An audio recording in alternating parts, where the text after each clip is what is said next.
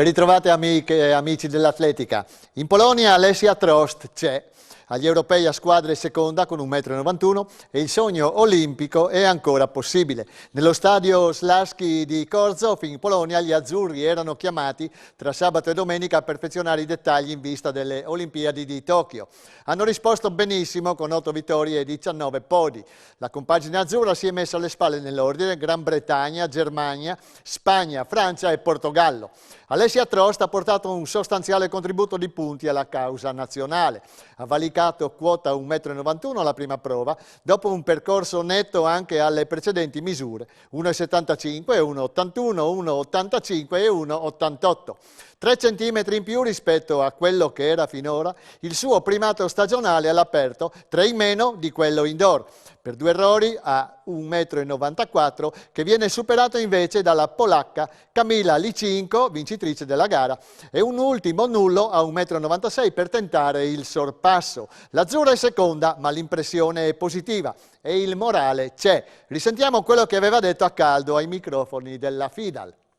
Finalmente ho scavalcato il muro del 90, che era quello che mi aspettavo di fare con qualche gara di anticipo in questa stagione, però va bene, ormai le condizioni climatiche sono queste a maggio, l'abbiamo capito, mi sono attrezzata e mi ero ripromessa di portare a casa una gara che senza scuse, nonostante il meteo. Sono contenta soprattutto per i tentativi a 94 e a 96, perché credo di essere riuscita a sbloccare alcuni meccanismi del salto e spero di portarmeli qui avanti scaricando il lavoro che abbiamo fatto con Carlo e Roberto e da qui fino agli italiani. Quindi va bene, sono molto contenta di aver portato abbastanza punti e Forza Italia, perché è sempre molto emozionante. Il 22enne azzurro Simone Biasutti, Trieste Atletica, promessa azzurra di categoria e di fatto,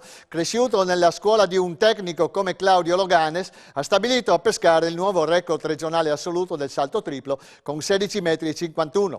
La gara a invito è stata appannaggio di Andrea Dalla Valle, Fiamme Gialle, con 16,80 m. Il precedente limite di Biasutti, fissato nella sua Trieste lo scorso anno, già gli apparteneva con 16,40 m. Biasutti si distingue anche nel salto in alto, dove si esibisce sporadicamente, ma dove detiene un personale molto interessante di 2,15 m.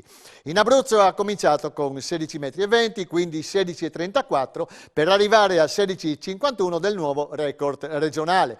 Attualmente Biasutti è in raduno permanente a Castel Porziano, Roma, presso il centro sportivo delle Fiamme Gialle, sotto le cure del nostro triplista principe Fabrizio Donato, campione europeo a Helsinki e bronzo olimpico ai Giochi di Londra nel 2012. Spanu comincia a carburare. 3 minuti 43,87 sui 1.500. Mercoledì al Silver Meeting Vincenzo Leggeri di Zogno, provincia di Bergamo, Matteo Spanu Malignani Libertas ha sfiorato sui 1.500 il personale di 3,43,25 fatto 2 anni fa a Lignano. Ha concluso secondo in 3,43,87 in grande rimonta, ma di un soffio dietro a Riccardo Tamassia, Treviso Atletica 3,43,62, ma davanti a Pietro Riva delle Fiamme Oro Padova 3,44,98. Si comincia a fare sul serio, insomma. Sì, da Zogno riparto più carico che mai, ci ha detto Spanu. È arrivata la risposta sul campo che cercavo. Adesso lavorare duro e appena trovo un altro 1.500 ancora più tirato di questo, mi ci butto. Soddisfatto anche il suo tecnico Sandro Pirro. La strada è quella giusta. Era un importante test per i campionati italiani di Rovereto. Ora altre 2 gare a giugno, di cui un 800, e speriamo che non sopravvengano infortuni. Sui 5.000 metri di Zogno, Jacopo De Marchi, Trieste Atletica, ha migliorato il personale sulla distanza. 14,26,53, aveva 14,28,70, fatto 3 anni fa a Pavia, ma ambisce a ben altro. Sulle distanze lunghe non ha ancora le gambe, dopo il doppio infortunio dello scorso anno, mentre sul breve si fa rispettare. Ora sta facendo il concorso per entrare nell'esercito e se va bene questo potrebbe cambiare la sua carriera sportiva. Intanto cerca un 3.000 metri veloce per sbarazzarsi di quell'8,10,10 di 2 anni fa. Personali migliorati sui 5.000 anche per gli altri due atleti regionali presenti a Zogno. Francesco Nardone, Gemona Atletica, conclude in 14:39,62, aveva 14:57,39 datato 2016. E Samuele Della Pietra, Trieste Atletica, aggiorna il 14:55,16 dell'anno scorso, staccato a Modena, scendendo a 14:48,73. Ed è partita ieri da Roncade in Trentino la caccia al tricolore nei campionati italiani di corsa in montagna con la prima delle due prove in calendario. Nel regno dell'atleta di casa Cesare Maestri, Atletica Valli Bergamasche, vice campione mondiale della specialità e vincitore degli ultimi 2 titoli assoluti, si sono affrontati 199 atleti sul percorso di salita e discesa nel territorio comunale di Sella Giudicarie. Davide Magnini, trentino dell'Atletica Valle di Non e Sole, ha vinto in 47,28, argento per Maestri 47,49 e bronzo per Alex Baldaccini, GS Orobie, in 47,53. 11° posto in 49,53 per il migliore dei nostri, Tiziano Moia della Gemona Atletica, campione regionale e triveneto della specialità, titolo conquistato il 18 aprile a Tramonti di Sotto. Moia è già in ottima condizione visto che 15 giorni fa aveva vinto a casa sua il 3 Castelli di Gemona, ricavandone ottime sensazioni proprio in prospettiva degli appuntamenti con i tricolori. Tra le donne impresa per Francesca Gelfi, Valle Varaita, 56 minuti 49, che si è aggiudicata la prova femminile davanti ad Alice Gaggi, la Re Castello Radici Group, andando a impensierire la vincitrice assoluta, la keniana dell'Atletica Saluzzo, Luci Kemboi Murigi, 56,39. Buona prova di carattere e di sostanza per Caterina Bellina, Aldomoro Paluzza.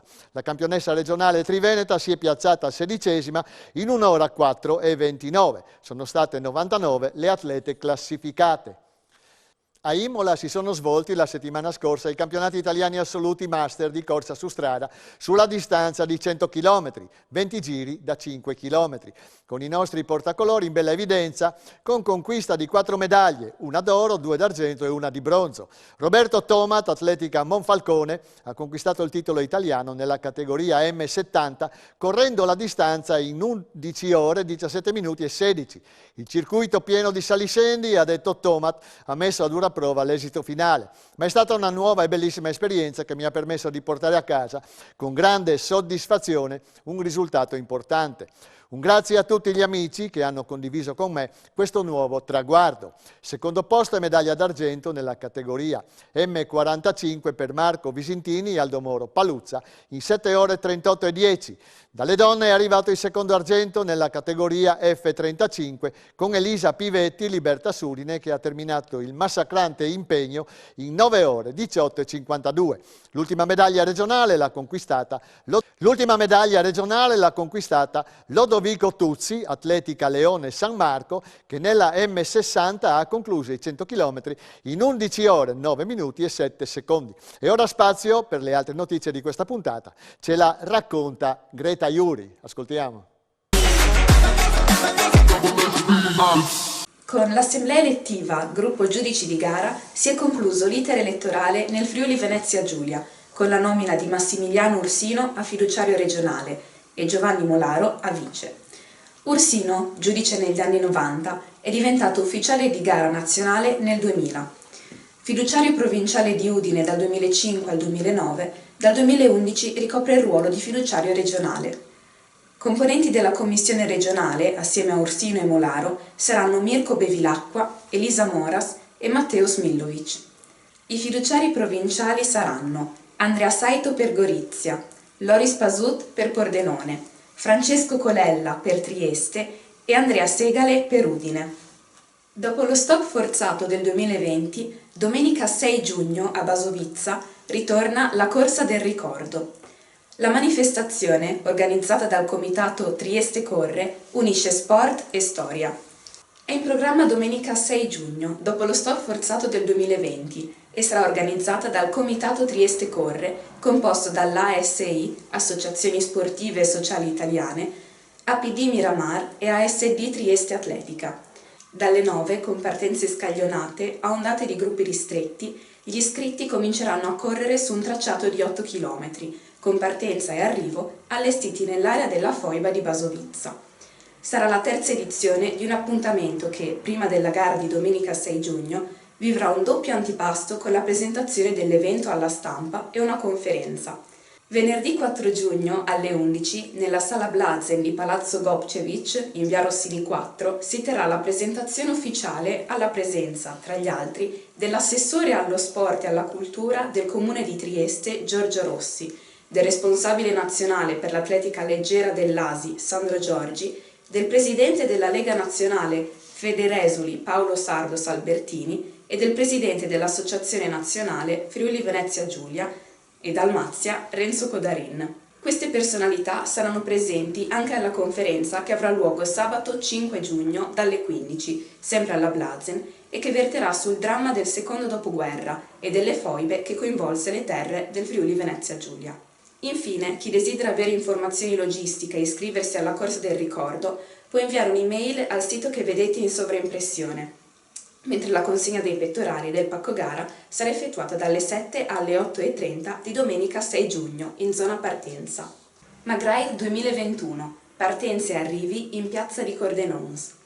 Fervono i preparativi per la 14ª edizione di Magraid, in programma dal 18 al 20 giugno, la manifestazione organizzata dal Triathlon Team.